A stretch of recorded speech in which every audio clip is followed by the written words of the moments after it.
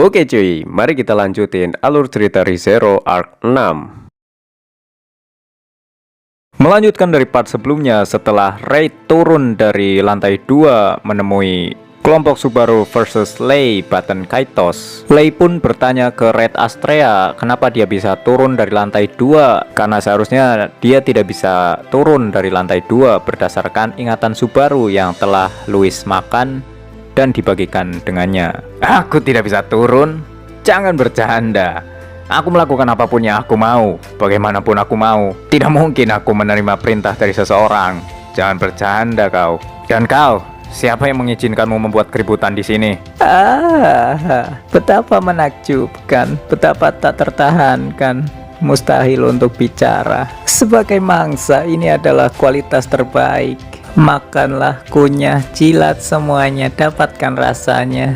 Minum dengan rakus. Uskup Agung Dosa Kultus Penyihir yang mewakili kerakusan, Lei Baten Kaitos. Setelah memperkenalkan diri, Lei pun langsung menerjang Raid. Menyebalkan sekali. Baiklah, akulah pendekar pedangnya, Hauroi Lairer. Siapa itu? Pria yang tinggal di sebelah rumahku di kota kelahiranku. Raid pun menendang tubuh Lei Baten Kaitos yang menerjang ke arahnya ke tembok. Kau datang menyerang orang dewasa, aku harap kau siap dipukul ya. Tidak berhenti di situ, Raid pun terus menempelkan kakinya ke badan Lei yang terjepit di tembok, lalu menyeretnya keliling lorong. Setelah itu Raid menurunkan kaki kanannya dan mengganti kaki kirinya untuk menendang Lei sampai terpental. Lei pun terkapar tidak bergerak. Terima kasih telah mengalahkan Uskup Dosa. Jadi sekarang bisakah kita terus maju dan berdamai? Jangan bilang omong kosong yang bikin demotivasi kayak gitu. Dasar kau. Sebenarnya ini masalahmu tahu. Julius pun tiba-tiba melindungi Emilia dari Raid. Raid pun merasa tertantang oleh Julius. Julius memberikan serangan pembuka namun ditahan oleh sumpit Raid. Raid pun memberikan serangan balik menggunakan sumpit di tangan satunya. Dan Julius yang menahan dengan pedangnya muntah darah. Raid pun terkejut dengan semangat juang Julius. Apakah kau berniat menang? Saya yakin itu pasti terjadi, tapi izinkan saya menemani Anda. Julius pun kembali menghunuskan pedangnya ke Raid, namun dibelokkan oleh Raid. Julius berputar dan menyerang untuk kedua kalinya. Tarian pedang dimulai bagaikan aliran air murni dengan tidak ada satu tetes pun yang sia-sia. Subaru yang melihat pertarungan Julius pun terkagum karena Julius mampu menyeimbangi Raid. Jangan berpikir kalau lawanmu itu adil, Julius. Emilia pun tiba-tiba bergabung ke pertempuran Julius dan Raid. Raid mengarahkan satu sumpit ke Julius dan satu lagi ke Emilia. Haha, bagus sekali. Aku mulai bersenang-senang. Di saat ketiganya bertempur, tiba-tiba Lei Baten Kaitos pun bangkit dan langsung menerjang mereka bertiga, membuat beberapa helai rambut dan pakaian mereka terpotong. Betapa keras kepalanya dirimu, Uskup Agung Dosa. Haha, menghindari kami kemudian bersenang-senang. Sungguh tidak adil. Sungguh tidak adil, sungguh. Raid, aku yakin kau mengerti tidak ada gunanya bahkan kita bertarung di sini. Maukah kau membantu kami? Setidaknya tetaplah diam. Dasar wanita yang tidak tahu apa-apa. Kau sangat bersemangat. Aku menikmati diriku seperti ini. Bahkan jika bintang besar jatuh dari langit, rencanaku tidak akan berubah. Pertarungan pun berubah menjadi pertarungan 3 arah. Saat menonton, Subaru pun merasakan dadanya terasa panas seperti gangguan magis. Dia pun mengingat putaran sebelumnya tentang masalah binatang penyihir, Raid, bayangan hitam, dan juga kalajengking raksasa. Subaru pun merasakan suatu cahaya di belakangnya. Tanpa apa-apa, Subaru pun memeluk Beatrice lalu meninggalkan tempat tersebut. Beatrice! Dan ya, itu adalah kalajengking raksasa yang muncul di putaran sebelumnya. Dia berhasil melukai kaki Subaru dengan capitnya. Sialan, ini buruk, ini buruk, ini buruk. Baten Kaitos ada di sini, Raid, kalajengking. Bahkan jika Meili dan Shaola menahan gerombolan binatang penyihir. Saat tengah tergeletak di lantai, Subaru pun tiba-tiba dilindungi oleh Julius, Emilia, dan Beatrice. Karena sesuatu datang menghantam menara, dan itu adalah bayangan hitam Satela. Namun sayang sepertinya semua orang telah dilahap oleh kabut tersebut. Dan akhirnya Subaru pun kembali dari kematian setelah membaca buku kematian Raid, atau lebih tepatnya saat kembali dari aula kenangan. Subaru pun sadar dia telah gagal menghadapi 5 rintangan di putaran sebelumnya. Subaru, bisa kau ceritakan apa yang terjadi di buku itu? Kurasa tidak ada gunanya kau melakukannya sendiri. Bicarakan saja dengan baik-baik. Kita akan memikirkannya bersama-sama. Yang terjadi di buku itu ya, Subaru pun menceritakan kalau dia bertemu dengan Louis Arnett dan Louis telah menyatakan perang terhadap mereka. Meskipun harus kukatakan, kita sudah sejauh ini di perbatasan timur. Dan Uskup Dosa lagi, sepertinya kau punya hubungan mendalam dengan mereka, Natsuki-kun.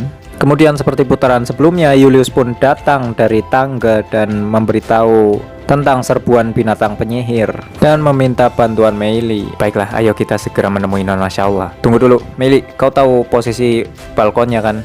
Pergilah ke sana dan bekerja sama dengan Shaula. Kami akan melakukan tindakan lain. Di ujung lorong kan? Aduh, Onisan benar-benar tidak tahu bagaimana memperlakukan orang ya. Baiklah semuanya, ikuti aku. Emilia-chan dan yang lainnya dalam bahaya. Julius, ada pekerjaan yang harus kau lakukan. Kita akan mengatur semuanya dengan kerakusan. Tapi tugasmu adalah melawan Raid. Apa? Raid akan turun. Jika dia ikut campur, semuanya akan sia-sia. Itulah perannya. Subaru beralasan kalau dia mendengarnya dari kerakusan. Padahal mah dia udah ngalamin putaran sebelumnya kan. Baiklah, aku akan menahan Raid di lantai 2. Namun jika dia tidak bergerak dari sana, aku akan bergabung ke sini. Kau keberatan? Tidak ada. Baiklah, aku serahkan keputusan yang tepat padamu. Menanglah melawan Raid. Baiklah, Echidna, Beatrice sama. Saya serahkan sisanya pada kalian. Dan Subaru pun akhirnya bertemu dengan Ram di lorong. Barusu, kau terlalu lama bangun. Jaga Rem, lindungi dia dengan keinginan untuk mati. Aku tidak akan memaafkanmu jika menyakitinya dan menyentuhnya. Tunggu. Dalam banyak hal kau terlalu cepat. Apa yang kau bicarakan? Tenanglah. Uskup kerakusan ada di sini. Emilia sama sedang melawan, tapi dia tidak akan berhasil. Ram harus membantunya. Subaru pun lega karena Ram masih mengingat Emilia. Echidna,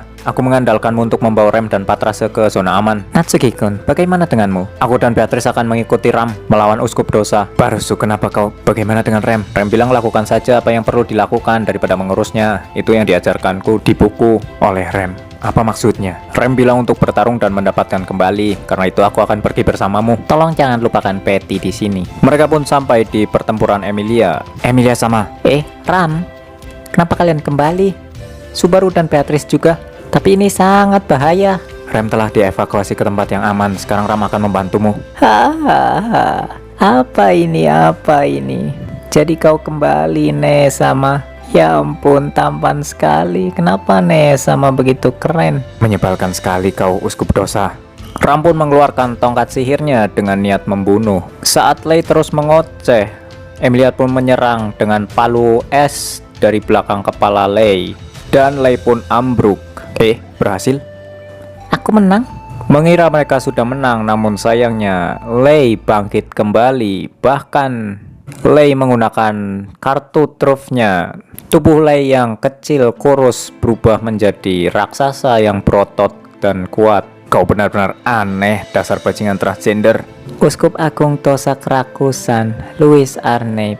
Dan ya, sekarang yang menempati tubuh Lei adalah Louis, Pak. Mereka mengatakan sesuatu tentang Uskup Dosa yang bisa berubah wujud. Apakah itu kau? Maksudmu wanita yang banyak bicara itu? Menyamakan kami dengan dia itu menyakiti kami loh. Prinsip benda itu dan solar eclipse kami berbeda. Itu namanya meniru, sedangkan kami merekonstruksi. Peniru? Rekonstruksi? Kami meminjam bentuk orang yang telah kami makan. Menjijikan. Setelah itu Emilia pun menyerang menggunakan palu es dari belakang Louis. Namun Louis berhasil menghindar. Emilia mengubah palunya menjadi pedang es dan akan menebas tubuh Louis. Namun Louis bisa melompat ke atas untuk menghindari pedang tersebut. Emilia yang tengah memutarkan pedang pun kehilangan keseimbangan dan Louis akan menginjak wajah Emilia dari atas. Sudahlah, jangan abaikan Ram dan berjuang sendirian. Namun Ram memberikan serangan sihir angin mengarah ke wajah Louis. Telapak tangan Raja Tinju. Louis pun membatalkan serangan Ram dengan seni bela dirinya. Namun saat itu Ram telah menarik Emilia untuk mundur sementara. Kau baik-baik saja, Emilia sama.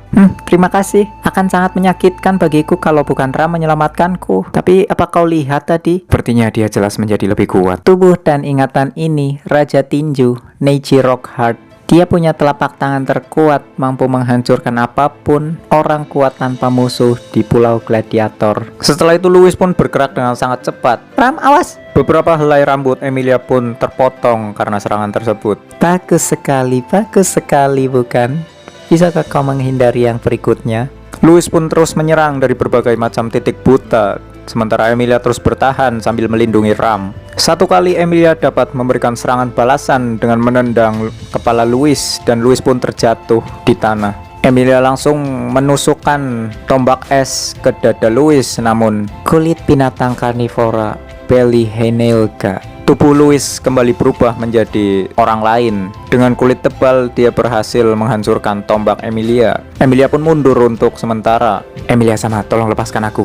Sudah saatnya kau membiarkan Ram menyerang juga. Louis pun menerjang Ram. Ram berhasil menghindari serangan tersebut dan memberikan serangan siku ke wajah Louis. Sementara Louis terhuyung karena serangan Ram. Ram pun mencekik dengan tangan kirinya. Terimalah kemalanganmu dan matilah di tangan Ram, dasar manusia hina. Ram mengeluarkan sihir angin dari tongkat sihirnya. Louis pun mundur dan berlumuran darah. Ram, ternyata dia kuat banget. Jika itu hanya untuk waktu yang singkat, maka naluri bertarung Ram bisa mengikuti, kurasa. Namun, Dia punya batas waktu ya. Louis yang kembali akan meninju wajah Ram diberondong oleh senjata es Emilia. Louis pun berhasil menghindar dengan tubuh orang yang telah dia makan. bagus sekali, ini yang terbaik. Bagaimana ya? Semacam kami telah merekonstruksi sepenuhnya spesifikasi memori ini. Rasanya kami memanfaatkan jiwa pinjaman dengan lebih baik daripada pemilik aslinya. Untuk seseorang yang melakukan perbuatan jahat, kamu cukup memikirkan hal-hal seperti itu, bukan? Mungkin begitu. Bagi kami yang berbeda dari orang normal, tidakkah menurutmu wajar jika kebahagiaan kami juga berbeda? Siapa yang tahu? Bukankah begitu, Emilia sama?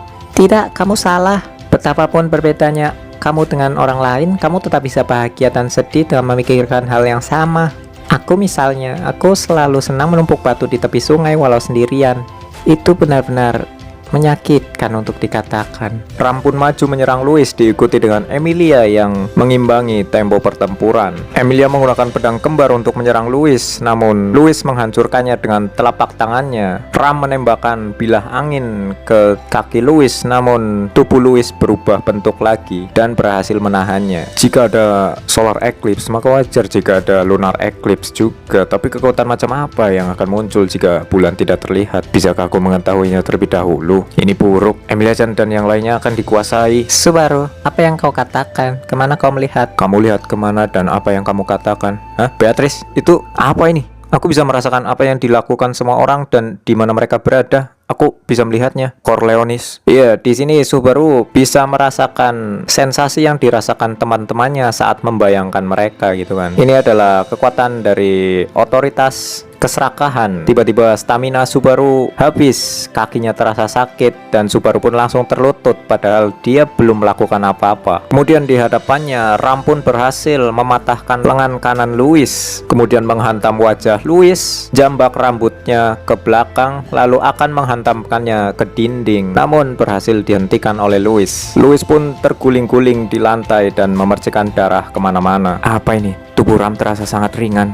Ini tidak mungkin. Apakah aku yang mengambil kelelahan Ram? Orang yang menaati keinginan semua orang, itulah raja. Itulah sebabnya kemampuan Natsuki Subaru adalah meringankan beban rekan-rekannya agar rekannya dapat bertarung tanpa hambatan. Ia akan menanggung semua kerusakan demi mereka. Subaru memegang dadanya kembali memastikan posisi teman-temannya. Namun Subaru tiba-tiba merasakan sesuatu. Beatrice! Minyak! Beatrice pun menyerang ke arah yang ditunjuk Subaru. Itu adalah kalajengking yang muncul di putaran sebelumnya. Namun Subaru terkejut karena dia merasakan posisi Shaula adalah kalajengking tersebut. Apakah itu kamu, Shaula? Perasaan Subaru pun antara marah dan kecewa.